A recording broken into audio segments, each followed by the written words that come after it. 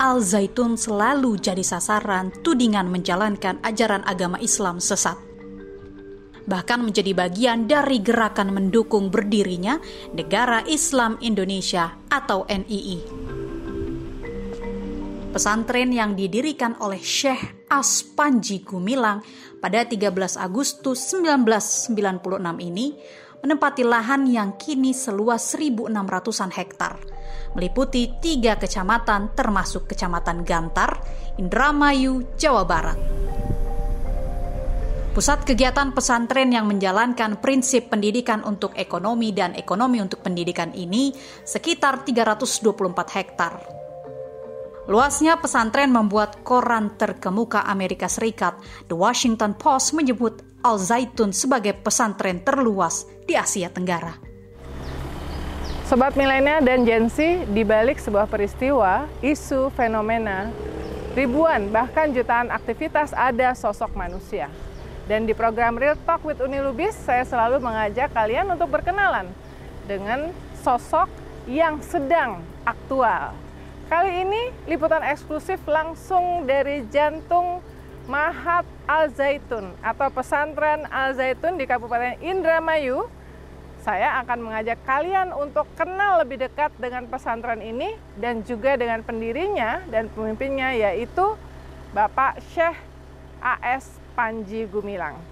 Ikuti saya ya.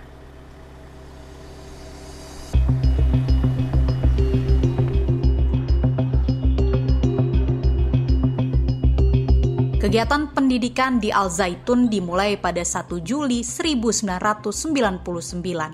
Presiden B.J. Habibie meresmikan pesantren ini pada 27 Agustus 1999. Gedung dan fasilitas di lingkungan pesantren diberi nama sesuai dengan yang meletakkan batu pertama atau meresmikannya. Ada 6 gedung pembelajaran, 5 diantaranya sudah siap, yang pertama sampai keempat dinamai sesuai nama sahabat-sahabat Nabi Muhammad, yaitu Gedung Baru Abu Bakar Al-Siddiq, Gedung Umar bin Khattab, Gedung Utsman bin Affan, dan Gedung Ali bin Abi Thalib. Gedung kelima dinamai Gedung Haji Muhammad Soeharto, Presiden kedua Republik Indonesia. Gedung sudah disiapkan namanya, yaitu Gedung Insinyur Haji Soekarno, namun belum dijalankan. Gedung asrama untuk 7.000-an santrinya juga dinamai oleh mereka yang meresmikan. Yang pertama, Gedung Asrama Al-Mustafa diresmikan Bupati Indramayu saat itu, Kolonel Mustafa. Asrama kedua dinamai Al-Fajri, dari nama Menteri Pendidikan dan Kebudayaan Malik Fajar. Asrama An-Nur dari nama Gubernur Jawa Barat Nuryana. Asrama keempat dan kelima dinamai Al-Madani dan Persahabatan. Asrama keenam sedang disiapkan dan diberi nama Syarif Hidayatullah. Ya, ini di gedung perkuliahan di kawasan pesantren atau Mahat Al Zaitun. Gedung ini gedung perkuliahan diresmikan oleh Jenderal Besar HM Soeharto. Jadi Universitas Al Zaitun diresmikan tanggal 23 Agustus 2005, ada tanda tangannya Pak Haji Muhammad Soeharto, Jenderal Besar TNI. Jadi ini yang digunakan untuk kuliah. Karena diresmikan Pak Harto, maka gedungnya pun dinamakan sebagai Gedung Jenderal Besar Soeharto. Nah, di sini juga ada prasasti yang ditandatangani oleh Menteri Agama pada saat itu tahun 2012. Jadi ini 12 Desember 2012. Nah, ini nomor cantik yang sangat langka, diperingati setiap 1000 tahun ya. Ini meresmikan Institut Agama Islam Al Zaitun Indonesia, IAI Al-Aziz. Nah, yang meresmikan Pak Surya Dharma Ali waktu pada saat itu adalah Menteri Agama Republik Indonesia.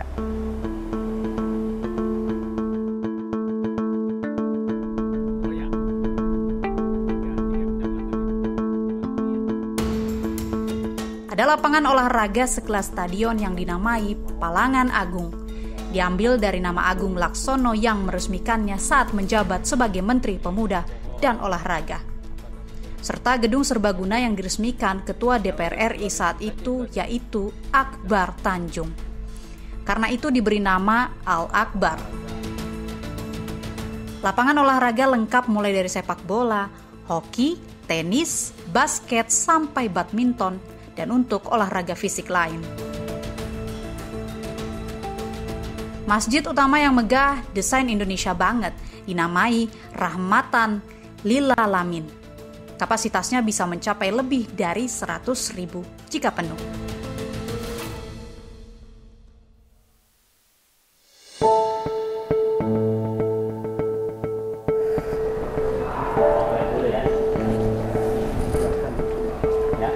Santri murid ada juga yang berasal dari luar negeri. Pendidikan di Al Zaitun mendapatkan sertifikasi A unggul dari Badan Akreditasi Nasional Indonesia. Berdasarkan akreditasi Badan Akreditasi Nasional dengan kriterianya telah menetapkan bahwa SMP di Al Zaitun mendapatkan akreditasi A unggul, sudah A unggul. Apa maknanya? Emang bisa mendapatkan A unggul kalau tidak memenuhi persyaratan nasional?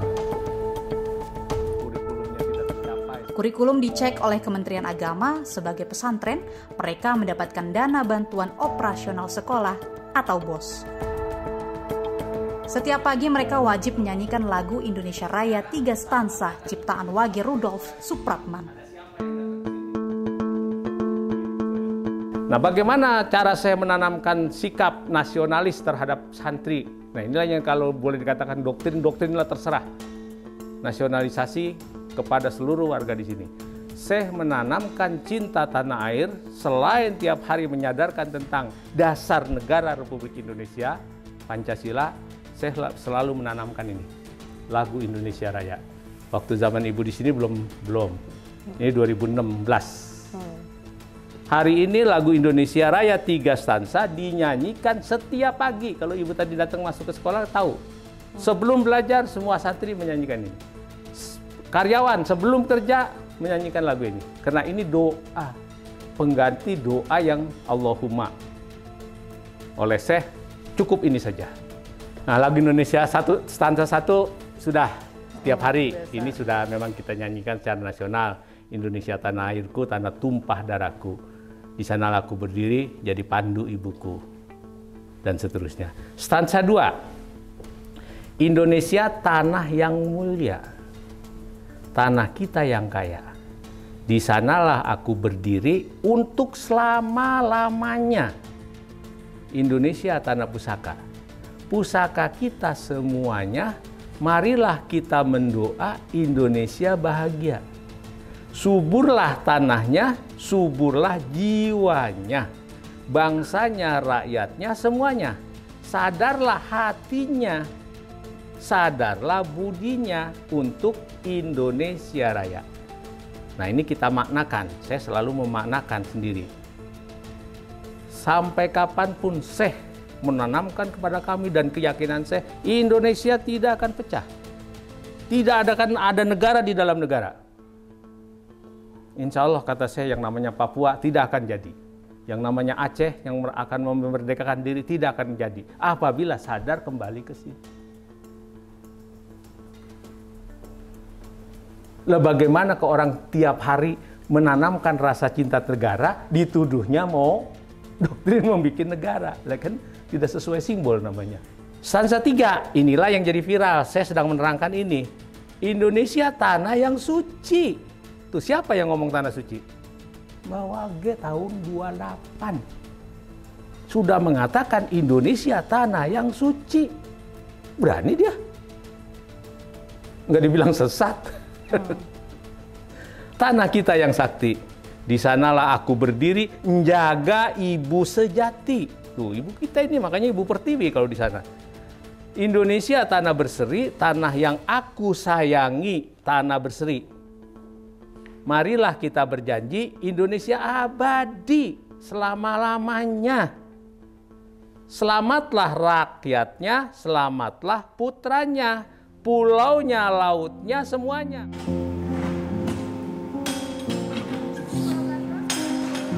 Sejak awal berdiri, Al Zaitun beroperasi seperti kibbutz, semacam pemukiman kolektif ala Israel, yang mencukupi kebutuhan secara mandiri, termasuk pasokan pangan.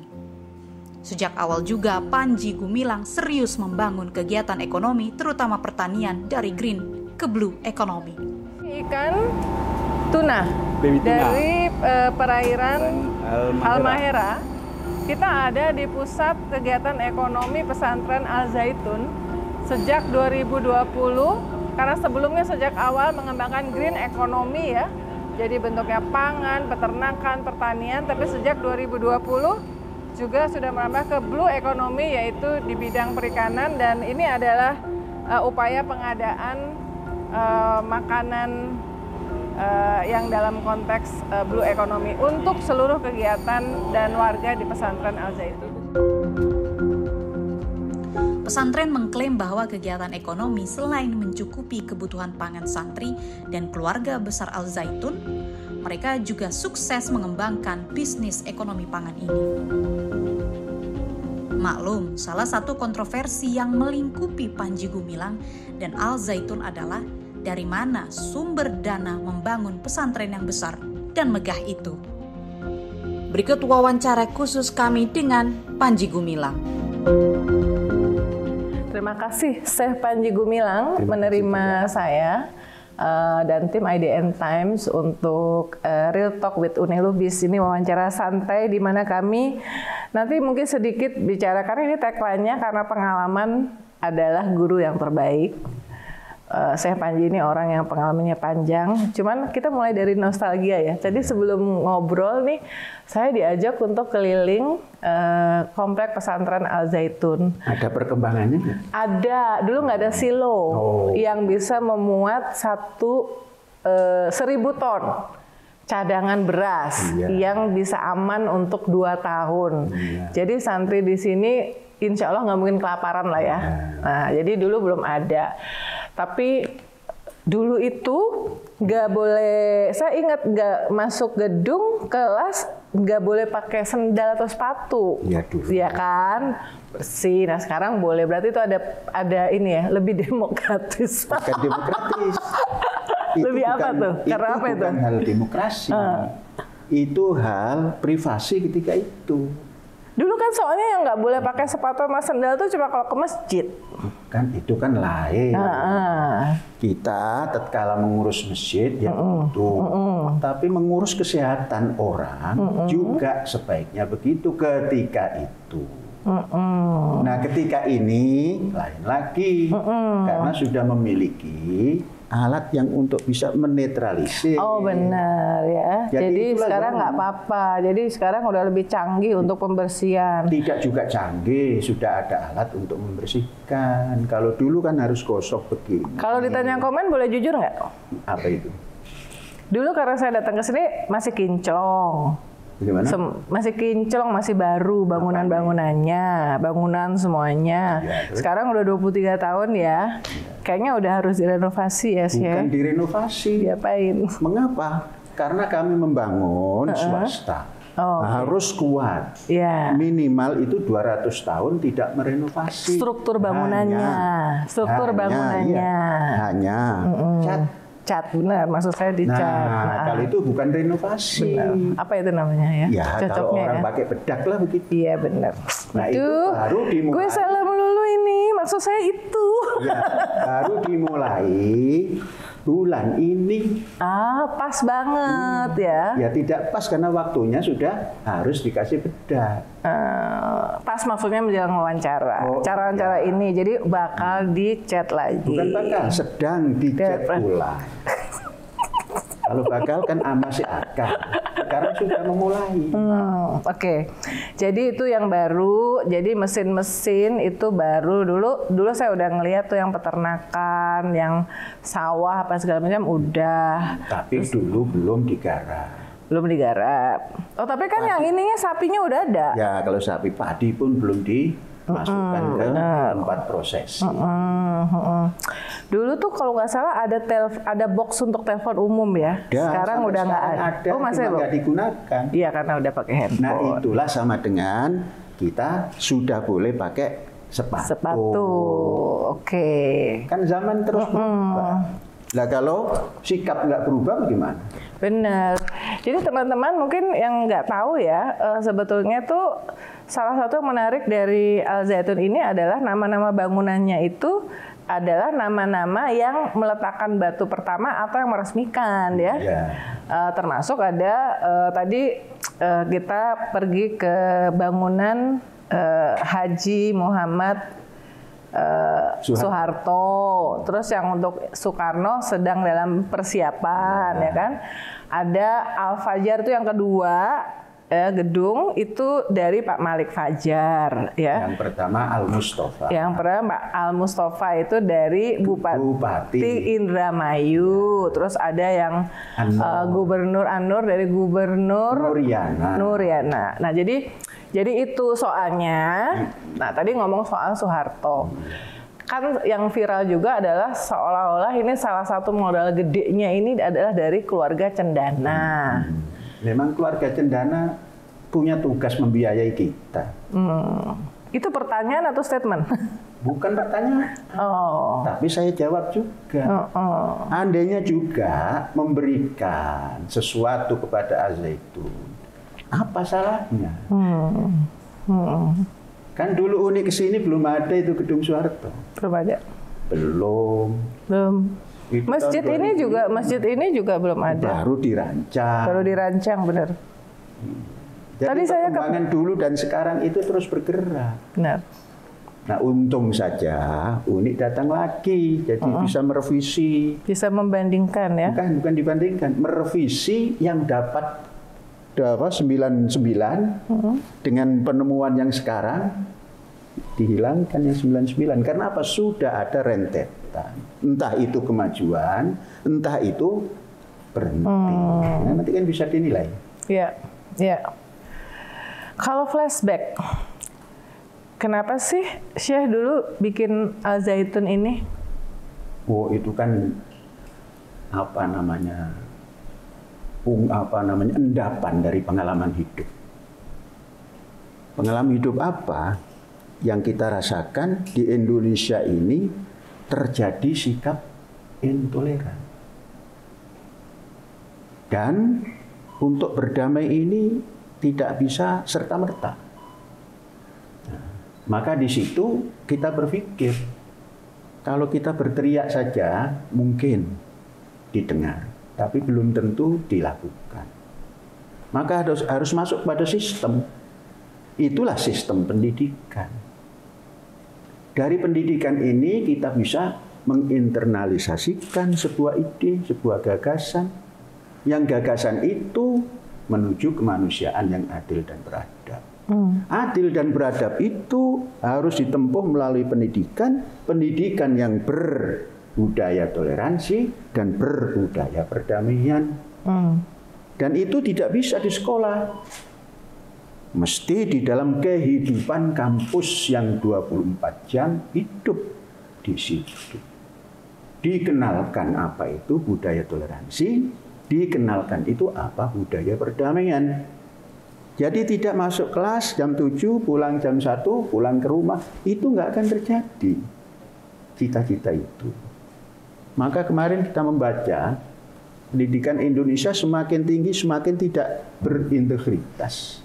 Itu karena pendidikannya pagi jam 7, jam 1 pulang, ditentukan oleh perjalanan dari sekolah ke rumah, dicetak kehidupan oleh kendaraan yang ditumpangi, dicetak kehidupan yang makanan yang di pinggir sekolah. Nah, maka terjadilah hal-hal yang tidak seperti yang dicita-citakan. Nah, kami mengadakan seperti ini. Nah, barangkali kalau di Israel sana itu namanya kibbutz atau kibbutz, benar, kibbutz. Jadi subsistem, semua komunitas semua dicukupi sendiri ya, mencukupi sendiri. Bukan dicukupi, kalau dicukupi mencukupi sendiri ya, mencukupi sendiri dari hasil usaha sendiri, sehingga tercipta di dalam pikiran, dalam ungkapan, dalam renungan sesuatu yang harus hidup mandiri dalam arti berdikari, kata Bung Karno. Lah kan begitu kan asyik. Nah, kalau ini disebarluaskan untuk seluruh Indonesia 5 tahun, Indonesia berubah. Saya yakin karena saya sudah meneliti 25 tahun. Tapi karena sendiri, ya belum tentu. Tapi kalau seluruh Indonesia, minimal per kabupaten, ciptakan di situ 1.000 hektar atau 2.000 hektar. Korbankan untuk pendidikan. Jangan untuk pembangunan pabrik. 2.000 hektar. Tiap kabupaten. Berubah total. Menurut hasil penelitian.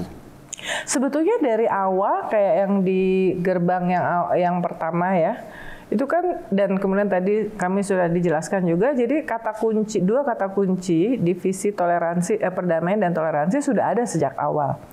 Tapi kenapa kalau di Google, nah sekarang kan kita bicara semuanya sekarang pakai algoritma ya.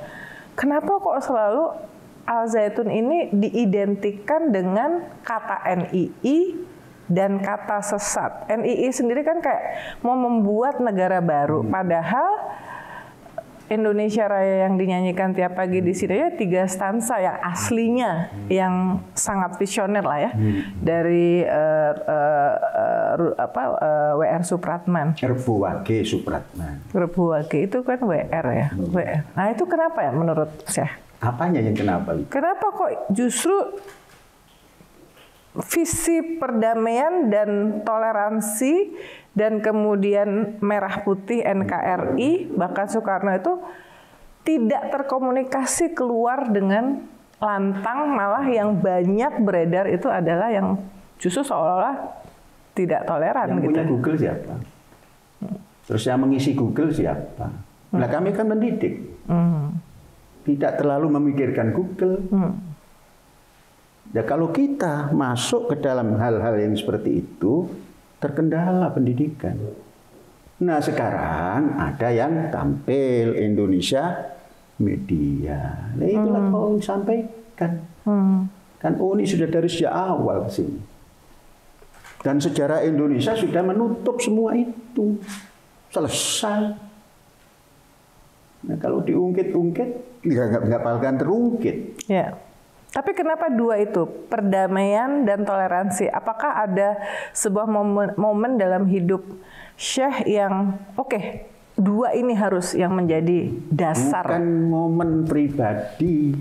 Momen itu momen negara yang besar ini. Sudahkah kita bisa menyimpulkan bahwa di Indonesia ada toleransi? Sudahkah gampang menciptakan perdamaian? Kan itu pertanyaan yang harus dijawab setiap saat. Nah kalau hanya menjawab dengan mulut, itu gampang. Tapi tidak terlaksana. Jawablah dengan pendidikan. Nah itu yang kita harapkan. Karena sudah 25 tahun perjalanan ini, hasilnya baik, ya kita dagangkan, jombok dipakai lah. Untuk kehidupan pendidikan di di negara Republik Indonesia ini yang sekian ratus daerah. Nah kalau itu satu-satu diadakan, sekali lagi 5 tahun selesai.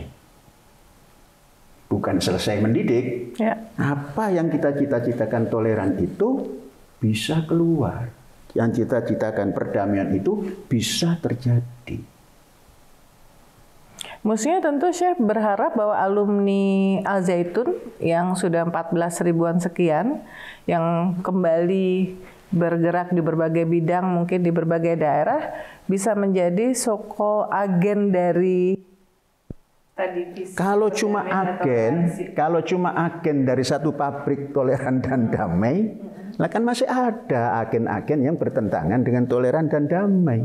Betapa kecilnya produk perdamaian dan toleran ini didagangkan kepada unsur yang masih belum toleran dan damai. Oleh itu, kalau ini sudah dianggap baik, ayo kita buat. Indonesia ini kaya. Untuk membuat 1000 unit, itu bukan APBN yang besar, kecil. Katakan ini 10 triliun. Kali 1000, ringan. Selesai. Itu yang akan membuat perubahan Indonesia berdasar warganya. Ingin menciptakan kemajuan ekonomi dari pendidikan yang berintegritas. Sekarang betapa banyak yang ahli ekonomi, tapi kan belum tentu berintegritas. Maka harus diciptakan, bangunlah jiwanya, bangunlah badannya untuk Indonesia Raya. Bukan untuk kepentingan pribadi, untuk Indonesia Raya. Sehingga hidup ini tidak korupsi. Tidak perlu kita anti korupsi. Yang kita tanamkan, jangan korupsi. Di sini kita terapkan itu. Dengan satu manajemen, bagaimana warga ini tidak korupsi. Kalau anti korupsi nanti yang diantikan ini menyerang juga. Kalau tidak, positif. Bagaimana cara misalnya di sini diterapkan untuk tidak korupsi? Contoh. Ya dari sejak awal. Di sini kan yang bergerak itu satu untuk pendidikan, guru dan murid.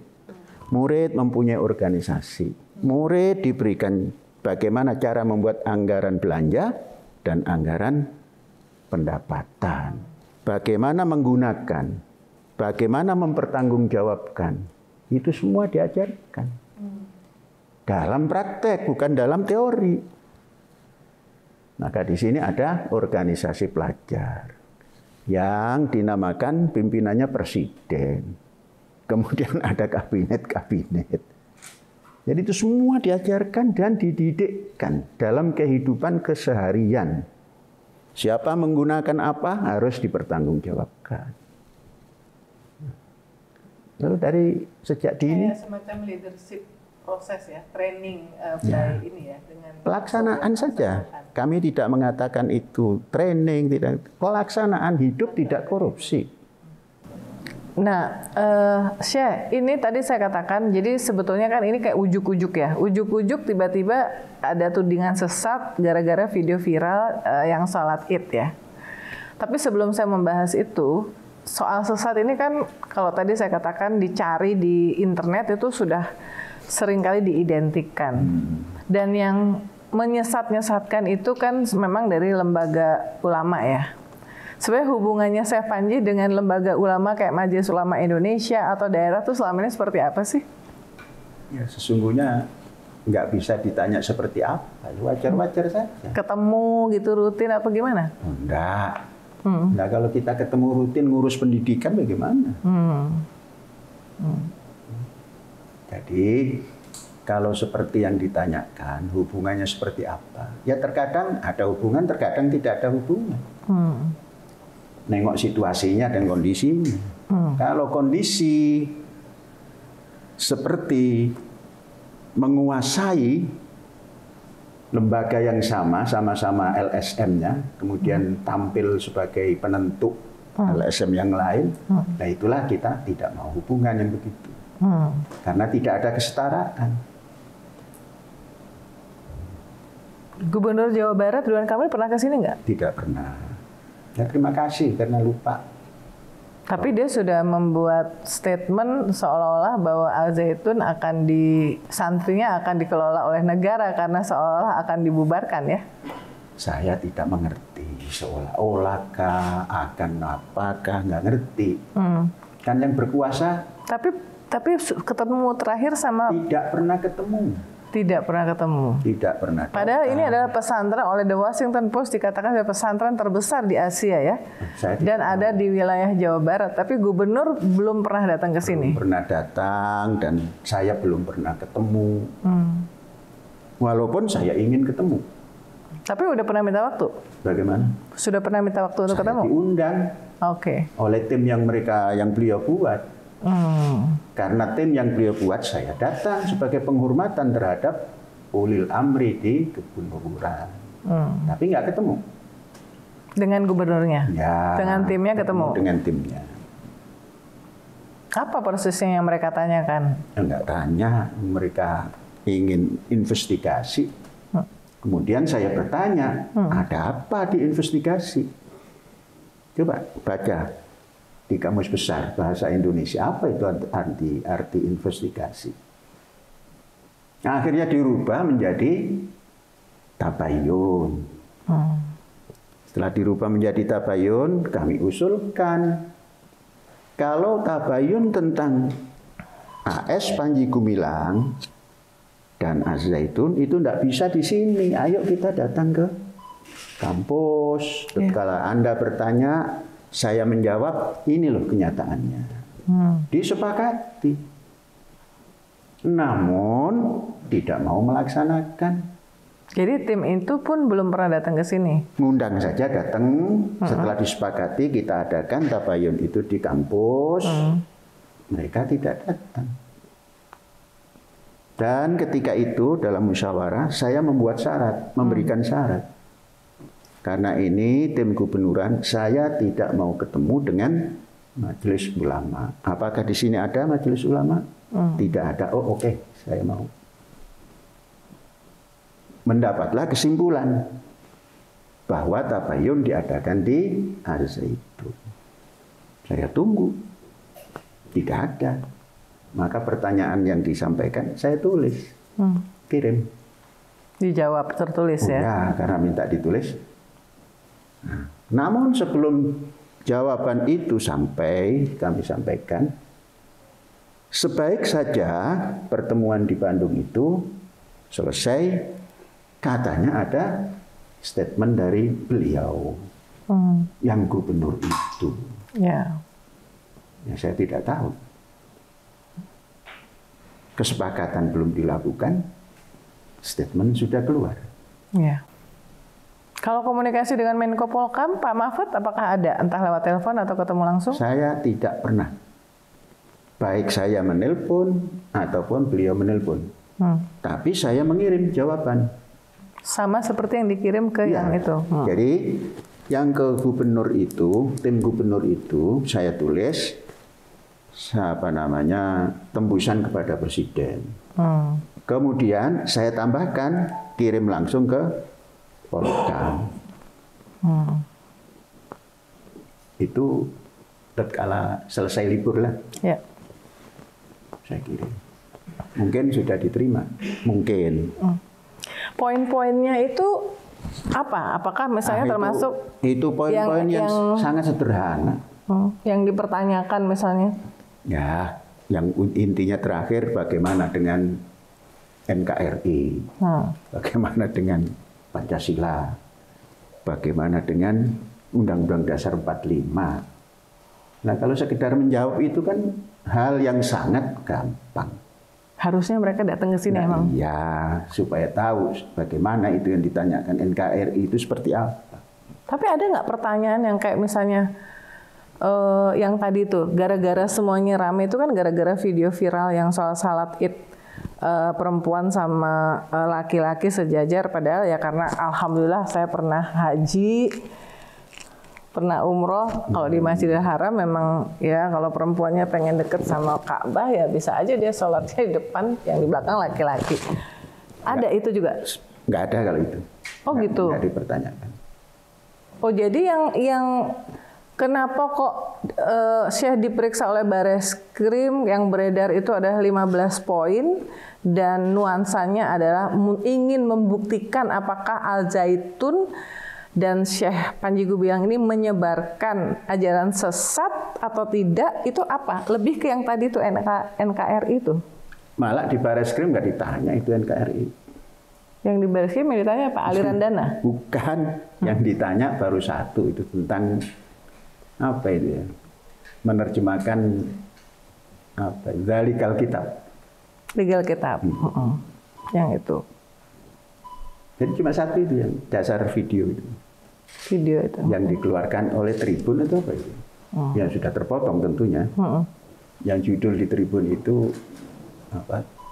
Tidak meyakini atau apa? Bahwa Quran adalah kalam Allah. Tapi kalam Rasulullah. Itu judulnya yang ditampilkan Zalikal kitab. Mungkin sekaligus Syekh bisa menjelaskan jawaban itu supaya enggak, yang begitu nggak usah dijelaskan, semua orang udah ngerti kok. Nah kalau kepada Bareskrim saya terangkan. Seperti apa penjelasannya? Sudah untuk Bareskrim mengumpulkan Boleh dong dikit aja. Bukan, nggak usah diterangkan, nanti polemik lagi. Indonesia ini atau dalam Islam itu kontroversi itu sama dengan khilafiyah. Diterjemahkanlah kontroversi khilafiyah itu dibolehkan. Ikhtilafu ummati rahmatun katanya. Ya sudah itu. Nah kalau tidak dianggap rahmat ya menentang dasarnya sendiri. Nah, jadi jangan diungkap lagi. Ya. Sebab apa? Ungkapan-ungkapan yang kami sampaikan untuk pendidikan di kampus ini itu dianggap arogan. Nanti kalau saya ungkap lagi, oh ini arogan. Ya sudah, biar Bareskrim saja yang dengar. Apakah Syekh menganggap bahwa karena kali ini tuh Menko Polkam ngomong ya, apalagi Bareskrim periksa, apakah saya menganggap ini sebuah situasi krisis yang berat bagi Al Zaitun dan Syekh Panji Gumilang? Saya tidak merasa ada krisis apa-apa. Saya mendidik masih lancar, anak-anak tentram, dedikasi guru tetap. Apa yang dikhawatirkan? Malah mestinya mereka, kenapa kok semuanya menuding? Nggak mestinya kan ada. Menyelesaikan persoalan itu jangan seluruh dari wakil presiden sampai kepada Bareskrim. Ya mestinya satu saja jalan. Justru itu, saya pribadi juga melihatnya kan ini ujuk-ujuk. Jadi pertanyaannya kenapa kok ujuk-ujuk? Karena ya ini kan udah sejak tahun kan pengajaran 1 Juli 99 ya. Meskipun diresmikan oleh Pak Habibie 27 Agustus, tapi prosesnya udah panjang dan pesantren itu selalu dalam pengawasan quote unquote dari Kementerian Agama ya, lewat lewat jajarannya sampai ke level kabupaten. Berarti selama ini kan mereka tahu bahwa semuanya berjalan sesuai dengan aturan yang berlaku di Indonesia. Indikasi mereka departemen atau negara ini tahu? Indikasinya adalah akreditasi. Akreditasi pembelajaran atau sekolah atau madrasah yang dijalankan Al-Zaitun dari tingkat dasar sampai kelas 12 tingkat menengah atas itu A unggul. A unggul. Tadi saya udah lihat. Nah, kalau A unggul apalagi A super atau bagaimana gitu. Kita buat. Ya. Nah kalau sudah A unggul masih dikatakan macam-macam itu kan tidak percaya dengan ungkapannya sendiri. Padahal itu Badan Akreditasi Nasional Indonesia yang ngasih ya. Mestinya kan merujuk ke situ saja selesai. Jadi kenapa kok ujuk-ujuk? Menurut yang harus menjawab itu unik. Saya di sini. Tapi kenal nggak sama Ihsan Tanjung, Ken yang semua itu saya tidak kenal. Saya ini orang kampung, tinggal di sini, nggak kemana-mana. Mendidik. Nah untuk apa berkenalan dengan orang yang susah dikenal? Tapi kali ini yang sebelum-sebelumnya itu cuma sampai disesat doang, dugaan. Tapi kali ini kemudian berkembang ke soal pendanaan, pembiayaan sampai Pak Mahfud sendiri menggunakan data PPATK bilang ada 256 rekening yang transaksinya agak besar-besar, jadi dianggap suspicious. Kan baru kali ini ya, Syekh? Iya, dan saya tidak sadar bahwa saya punya 256 itu. Saya ngitung-ngitung banyak amat ya gitu, mana saja. Mengapa? Karena rekening yang ada di Al-Zaitun itu yang megang bagian-bagian. Saya hanya dimintai tanda tangan kalau ada keharusan tanda tangan. Jadi saya itu nggak pernah megang rekening. Yang megang kepala sekolah. Kepala sekolah pun berbagai tingkat.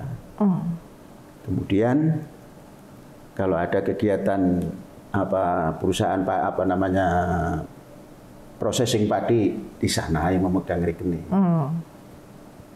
Kemudian ikut tanda tangan untuk kontrol tidak korupsi. Begitu diucapkan 256, kita kerahkan coba cari rekening apa saja itu. Mengapa? Karena saya tidak megang rekeningnya. Tapi tanda tangan harus ada. Yang membuat ya bagian yang akan mengeluarkan. ya tanda tangan, mana ekspedisi dan sebagainya. Dan itu boleh dikontrol dari mana itu uang. Hanya selama ini katanya dari luar lah, dari mana. Saya itu paling pertama menjawab, apakah ini dari Arab? Pada tahun 99. Indonesia kaya. Tidak bakalan ada orang Arab yang mengasihi di sini.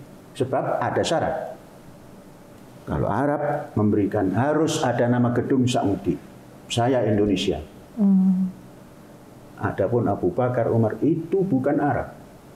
Itu khalifah pengganti Rasul. Setelah itu selesai 4, masukkan itu Pak Harto. Mengapa Pak Harto duluan? Karena yang memberikan persetujuan Pak Harto dulu. Mengapa Soekarno belum? Karena baru didelegasikan ke Pak Hendro Priyono. Saya mendengar sebetulnya Syekh mengundang Ibu Mega ya pada saat itu ya.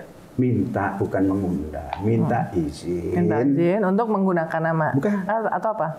Minta izin untuk menanamkan batu pertama. Oke, peletakan dan sekaligus batu pertama. nama beliau. Ya. Diutuslah Pak Hendro Priyono. Masih ada itu tanda bukti peletakan batu pertama. Tapi beliau Bu Mega belum. Ada tanda tangan Pak Hendro atau apa? Tidak ada tanda tangan. Meletakkan, cuman buktinya. kemudian ada prasasti. Ada prasasti. Kami masih menunggu beliau yang punya waris secara biologis. Kalau saya mengatakan saya waris daripada putra Indonesia kan bisa, tapi nggak boleh. Jadi menunggu saja. Tapi ya dari Arab pendanaan tidak ada. Dari asing di luar Indonesia, sumber luar Indonesia, apakah ada? Negara lain?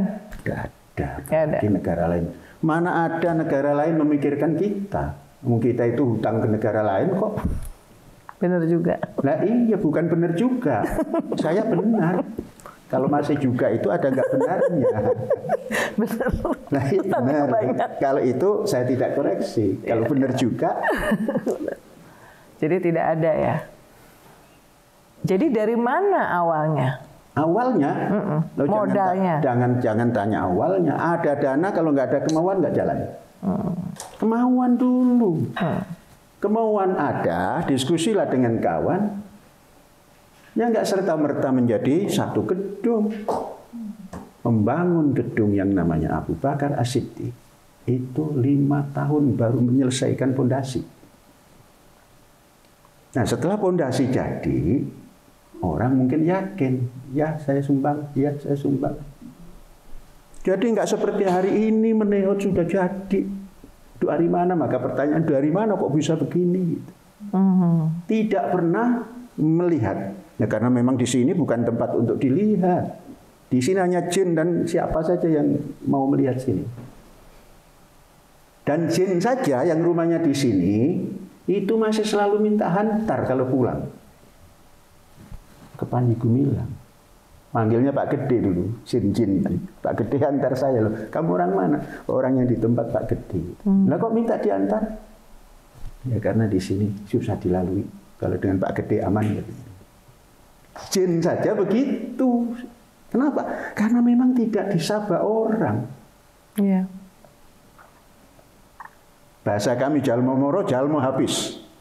Maka kita coba masuk. Ternyata kita assalamualaikum taba'al huda. Selamatlah bagi orang yang mengikuti petunjuk. Maka berdialoglah. Bagaimana dialognya? Ya cara saya. Akhirnya tentram. Sepeda saja tidak bisa lewat. Saya dari ujung jalan sana ke tempat sini jalan kaki 4,25 kilo. Hari-hari gitu ya itu. Baru saya membuat jalan. Sebelum itu diskusi dengan Bupati. Pak Bupati, saya mau membuat pendidikan. Saya minta tanah, fatwa tanah. Apa? Pendidikan apa? Pesantren. Lah kok jauh begitu? Siapa nanti yang datang? Pak Bupati jangan ngurus siapa yang akan datang. Saya minta fatwa tanah. Boleh tidak saya menggunakan tanah rakyat di sini yang jumlahnya tidak kecil? Berapa? Coba dikasih berapa? Dibuatlah fatwa tanah bisa menggunakan lahan sekitar Gantar dan Horgelis sebanyak 2.000 hektar. Itu fatwanya. Maka kami bergerak untuk mendapatkan sehektar 2 hektar itu bukan 1 menit 2 menit, lama berunding dulu dengan rakyat. Mereka bertanya untuk apa? Untuk pendidikan. Nggak yakin mereka. Tapi begitu mulai dibangun baru yakin. Dan mau membangun ini kami diskusi dengan Pemda. Dihadiri DPR, dihadiri Bupati, dihadiri dinas-dinas. Begitu kita membangun, wah ini harus minta izin. Gitu. Ya, izin IMB, keluar IMB.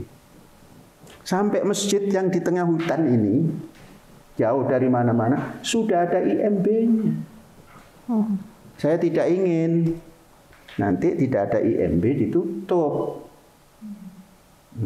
Seperti tempat-tempat ibadah yang lain kan banyak ditutup.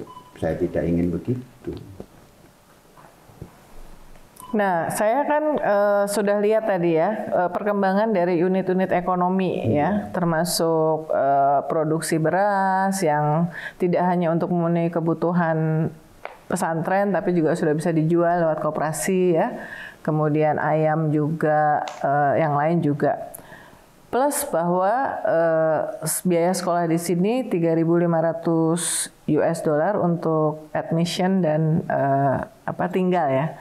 Apakah dari semua itu, termasuk yang unit biji, udah membuat Al Zaitun itu sebetulnya sudah bisa berjalan dengan baik tanpa istilahnya itu kalau sebagai pemilik nalangin apa gitu atau gimana maksudnya?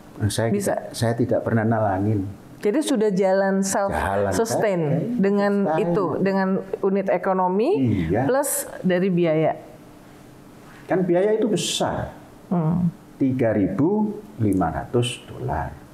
kali dikonversi pada rupiah yang berlaku. Ya. Kalikan 750, kan banyak. Kalau hanya itu yang dimakan dan digunakan, sama sekali tidak cukup. Ya. Maka di sini pendidikan, ekonomi pendidikan. Ya. Ini setali 3 uang itu. Ya. Maka bergerak pendidikan, bergerak ekonomi. Untuk apa? Untuk mendanai. Setelah didanai dari pendidikan mengeluarkan dana untuk ekonomi lagi. Nah itulah yang dipikir hari-hari. Dan dipraktekkan hari-hari. Mengapa? Karena bertanggung jawab berjalannya pendidikan dan kesejahteraan penghuni. Jadi nggak berat kalau dijalankan. Syekh, tadi kan bilang waktu pertama bangun itu adalah juga proses membangun kepercayaan ya, bahwa ternyata Syekh bisa merealisasikan pendidikan di pesantren ini ya. Step by step bangun gedungnya juga. Nah, saya udah dapat informasi bahwa karena ini pesantren ya dapat BOS ya kan dari Kemenak. Oh, ini ya. Sekarang. Tapi sebelumnya itu ada support funding dari pemerintah nggak? Karena misalnya Pak Malik Fajar meresmikan, apakah pada saat itu Departemen Pendidikan namanya waktu itu juga kemudian ada support gitu-gitu dari pemerintah, dana APBN ya? Itu support ngasih semangat saja. Ayo bangun terus. Adanya itu ya BOS itu pun tahun 15 baru turun. 2015. Tapi dengan itu prosentasenya dari anggaran belanja itu 2,74% tahun ini. Kan harus dicari kekurangannya. Kalau hanya itu bangkrut pendidikan di sini. Nah, maka ada dari pelajar yang 3.500 kali sekian. Tetap saja masih ada kekurangan. Ada usaha ekonomi. Ekonomi itulah yang membantu kepada pendidikan. Dan supaya diingat di sini bukan nyari keuntungan dari pendidikan. Dharma bakti kita untuk Indonesia Raya melalui pendidikan. Dan melalui juga pajak, kami bayar pajak terbesar loh. Terbesar di Kabupaten Indramayu? Ya, jangan di seluruh dunia. Nanti makin banyak yang iri lagi. Jadi logikanya kalau dapat bos juga harusnya nggak mungkin NII gitu ya? Jangan dihubungkan dengan sesuatu yang bertentangan gitu. Masa yang sesuatu yang bertentangan dihubungkan dengan kebaikan? Ya. Jadi memang pertanyaan why now, why, ada apa gitu ya? Dia kan tinggal bertanya saja. Yang menjawab jangan saya, yang menjawab Uni. Nah kalau diterangkan begitu masih nanya lagi, berarti Uni tidak percaya apa yang saya sampaikan. Terus apa lagi?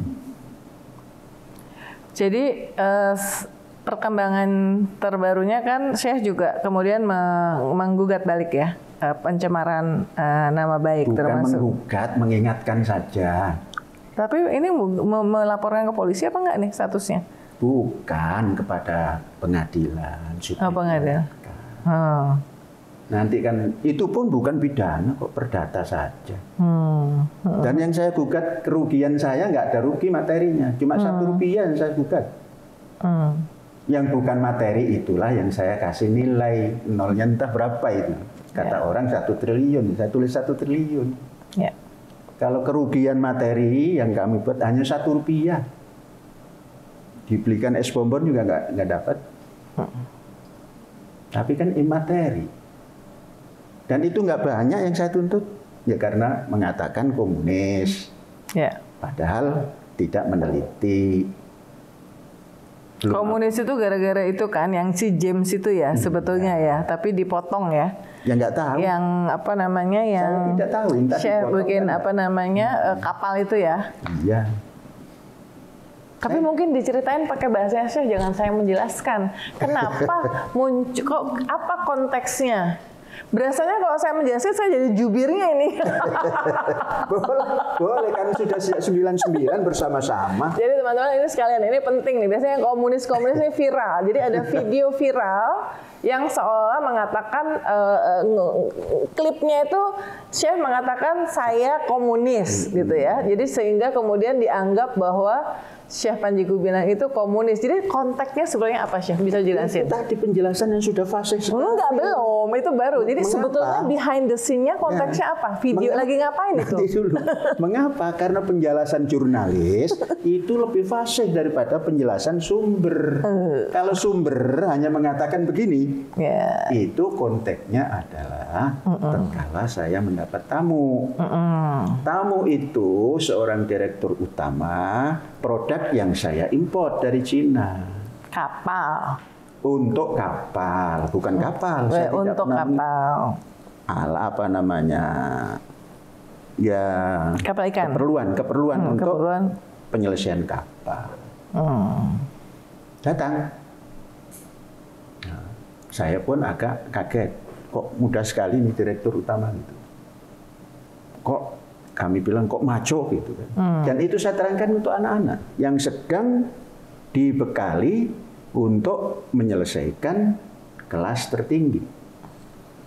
Saya ceritakan sana sini nama dan sebagainya. Kemudian karena saya sedang meneliti mengapa Cina kok bisa cepat maju. Nah, satu di antaranya kemarin itu input bagi saya. Nanya, saya orang yang menganjurkan pada semua yang ada di sini. Jangan pernah nanya agama orang. Sama halnya dengan gajimu berapa. Itu tidak boleh ditanya. Tapi demi penelitian, saya agak melanggar. Tapi minta izin sudah. Agamamu apa? Saya tidak mau cepat dijawab. Saya menjawab, apakah lagi? Apakah Anda Buddha? Bukan. Apakah Anda Konghucu? Bukan. Apakah Anda Kristen? Bukan. Apakah Anda Hindu? Bukan. Terus apa? Saya komunis. Nah, itulah kekaguman saya kepada orang itu. Dan saya komunis terus kita ceritakan pada anak-anak. Itu sebuah keberhasilan Cina mendidik. Dasar negaranya disampaikan. Tapi kan di Indonesia kalau ditanya begitu nggak ada yang saya Pancasilais. Ya diajukan lah yang Kristen, yang Buddha. Di Cina begitu. Maka hampir bisa disimpulkan ini salah satu contoh keberhasilan. Dia menyampaikan dengan lugas bahwa saya komunis. Bukan. Segala sesuatu. Kemudian tatkala kita bicara, dia dengar. Dia mau bicara, minta izin. Oh, ini satu pendidikan yang bagus. Nah, masuklah cerita komunis tadi. Dipotong itu ya, penggalan pas ngomong itu ya. Bisa begitu. Sebetulnya jadi Syekh itu sedang mengulangi omongan si James ini, yang orang Cina ini. Sang penanya bisa menerangkan dong. Kalau saya menjelaskan tadi kan panjang, nah simpulnya unik. Nah itulah hebatnya itu. Jadi gitu guys. Jadi emang TikTok dan short video ini emang kalian hati-hati ya anak muda. Gitu. 2 pertanyaan terakhir. Kok cuma 2? Saya nggak enak ganggu. Oh iya. Sebenarnya ini pertanyaan aku nggak perlu tanya juga Syekh. Iya, kalau nggak perlu. Di pertanyaan tertulis tuh dia bilang, kalau orang bilangnya gini, bagaimana tanggapan terhadap tudingan anti NKRI? Sebenarnya aku udah ngeliat sendiri, ya kan? Tapi kalau mau tanya juga, kalau mau jawab juga silakan. Ya enggak, sudah dijawab. Sudah lihat. Sudah dijawab. Sudah tertulis dan tidak tertulis. Nah, nantilah, inilah yang menyampaikan. Juga yang viral sebenarnya aku agak gimana ya nanya. Enggak apa-apa ya, silakan. Katanya di sini ada sinagog, bahkan ada media yang pakai Google Earth nemuin bangunan biru putih ada sinagog. Ada enggak? Sekarang sudah jalan ke sini ada enggak? Kalau gitu pertanyaan terakhir. Jangan terakhir, kalau ada lagi boleh. Mumpung ya. Oh ya, kalau gitu 2. Iya boleh, 3 juga boleh.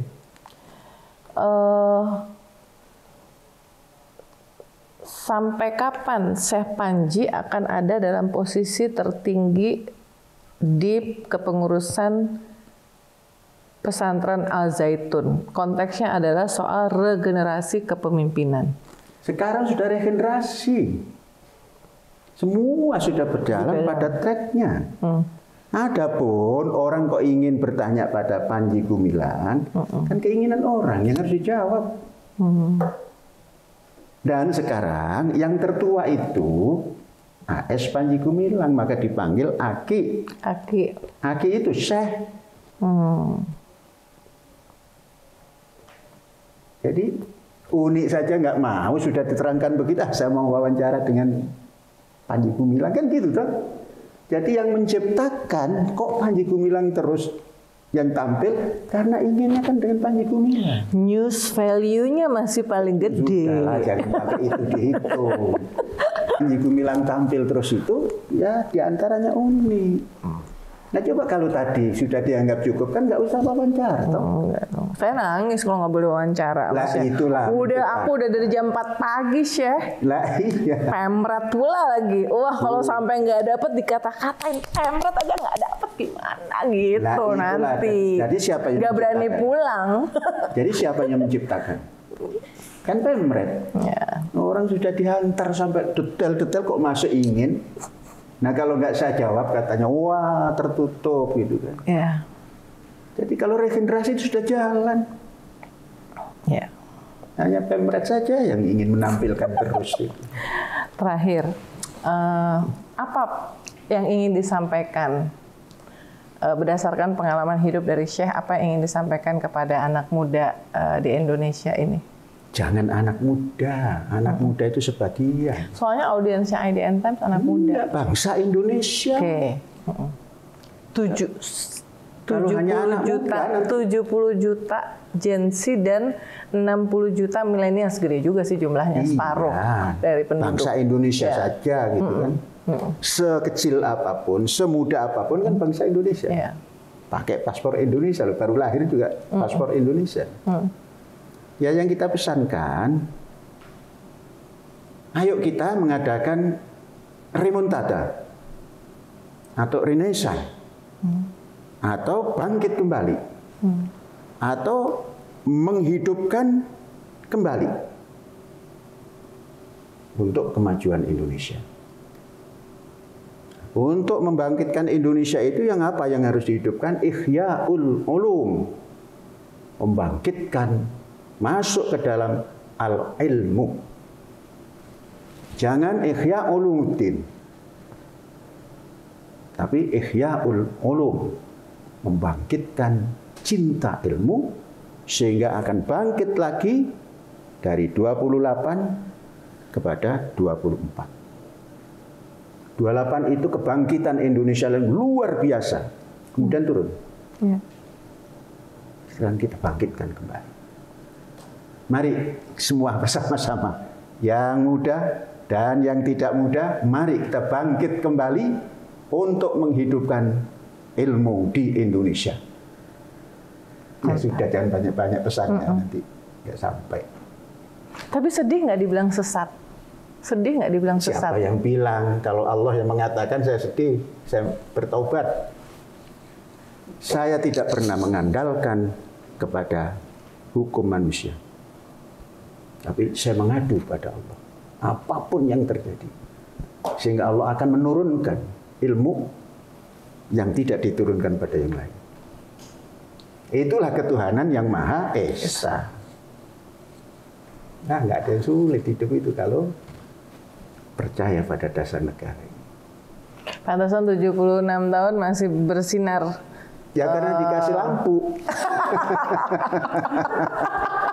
Gak ada yang sulit, enjoy the life. Karena dikasih lampu. Coba lampu matikan, nggak nampak. Ini Al-Zaitun nggak bisa ya, kalau misalnya sebulan sekali gitu dibuka kalau untuk orang yang mau berkunjung ngeliat gitu? Bukan sebulan. Kayak ekoturism gitu? Bukan sebulan sekali. Setiap detik kami buka dan kami sanggup berwawancara begini. Ini buat penduduk, maksudnya orang yang pengen tahu kayak apa sih Al-Zaitun? Iya, semua tidak dibatasi. Kalau 1 bulan 35 hari sekali, masyarakat lingkungan sini duduk di masjid. Dari Cirebon, Indramayu, mereka membuat organisasi yang namanya Jamaah Ka'batullah. Kumpul di sini. Beristighosah. Dan tidak harus ketemu. Iya benar, nggak harus. Biar ngeliat. Biar mereka bisa ngeliat bunker di bawah ini loh. Ada. Yang isinya gelondongan jadi. Lah kan setiap di bawah tanah itu kan bunker kan, isinya kayu. Kan dibilang isinya senjata. Nah, senjata untuk masang kayu. Ini kayu tidak ada di Indonesia sudah. Kayu yang kita miliki ini sudah nggak ada. Iya, bulat-bulat gede guys. Mengapa? Nanti Karena ada gambarnya ya, di insert ya. Motong kayunya itu tahun 57. Oh. Iya. Yang terbaru itu tahun 65. Jadi ini bunker isinya harta karun sebetulnya. Bukan harta karun kayu tapi. Bukan harta karun, harta real. Harta real. Kalau harta karun, karunnya sudah nggak ada. Zaman Mesir kuno itu. Terima kasih Syekh atas ngobrol-ngobrolnya. Nah, iya, kita juga terima kasih, masih diingat. Oh, pasti ingat.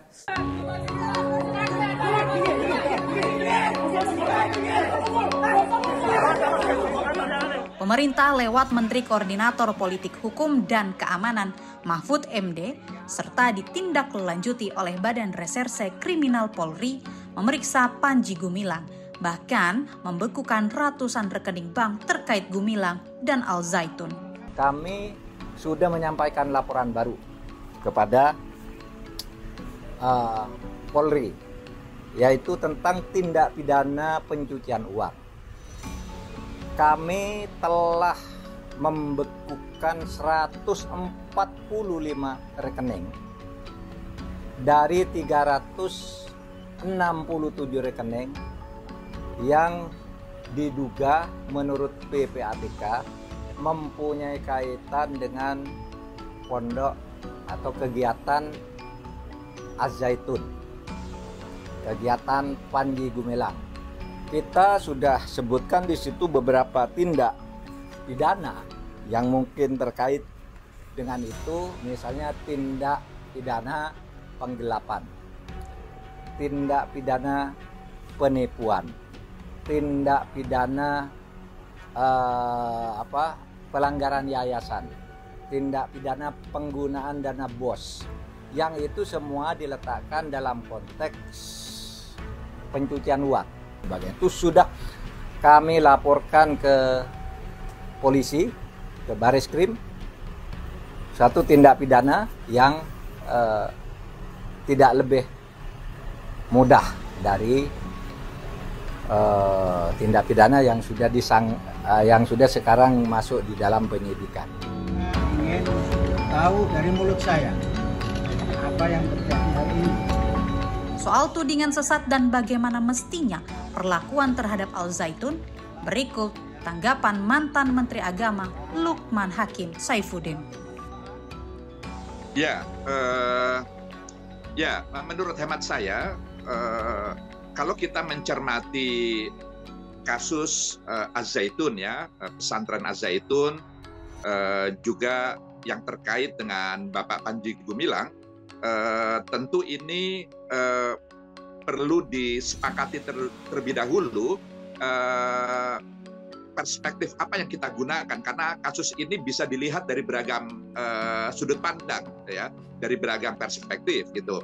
Ada perspektif pidana, ada perspektif perdata, mungkin juga ada persoalan-persoalan keagamaan yang lalu kemudian oleh sebagian kalangan dituduh sebagai penistaan atau penodaan, dan seterusnya. Ini banyak hal. Jadi oleh karenanya perlu didudukkan masalahnya dalam hal apa kita ingin membahas tentang keberadaan Az-Zaitun gitu, sebagai sebuah lembaga pendidikan keagamaan keislaman yang memang sudah cukup lama berada di tengah-tengah kita, tapi juga banyak tuduhan-tuduhan, banyak informasi yang datang dari beragam kalangan yang menyatakan bahwa ini di belakangnya adalah sebuah gerakan yang lalu kemudian dikenal sebagai NII gitu, yang ingin mendirikan negara Islam Indonesia, dan seterusnya. Jadi ini perlu jelas terlebih dahulu pada area mana pembahasan akan dilakukan begitu.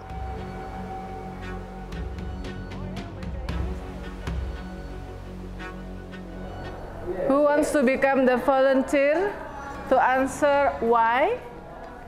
Like in a complete sentence, yes? What is your say your name to the camera? My name is Muizzuddin. Yes, if you ask me, I would like to say I like to I need the description. Okay, why? Why? So, see, every day we're doing class, school every day, and the curriculum also what of that. Actually, I'm from Malaysia. From Malaysia. Okay. Yeah, I'm from Malaysia. Oh, you're from Malaysia. Yeah. Kuala Lumpur. Yeah. So actually, we have done the big difference from Malaysia and also Indonesia. So at here, we have been taught between the difference in English in Malaysia and also English in Indonesia. So between that, not only English, but I also many of the subject I also studied, but it is different in Malaysia. So not only study, not only school, I also back then we have a X curriculum that maybe like sports, also many of that. I'm at hockey. Oh, you like hockey? Yeah. I heard that hockey is the second most popular sport here after soccer. Yes. Okay, so you like play hockey. Okay, thank you so much.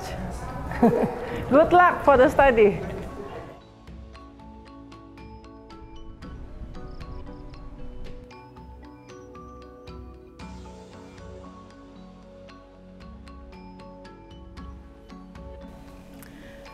Sobat Milenial dan Gen Z, saya ada di Masjid Rahmatan Lil Alamin di Komplek Mahat Al Zaitun di Kabupaten Indramayu.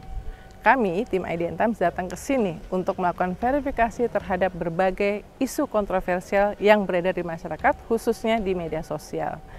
Dari kunjungan dan wawancara dengan pendiri dan pemimpin Al Zaitun, Syekh Panji Gumilang, kami mendapatkan informasi-informasi langsung yang menjelaskan duduk perkara dan pengalaman. Karena di program ini tagline-nya adalah pengalaman adalah guru yang terbaik. Saksikan terus Real Talk with Unu Lubis. Jangan lupa like, follow, subscribe, komen YouTube IDN Times.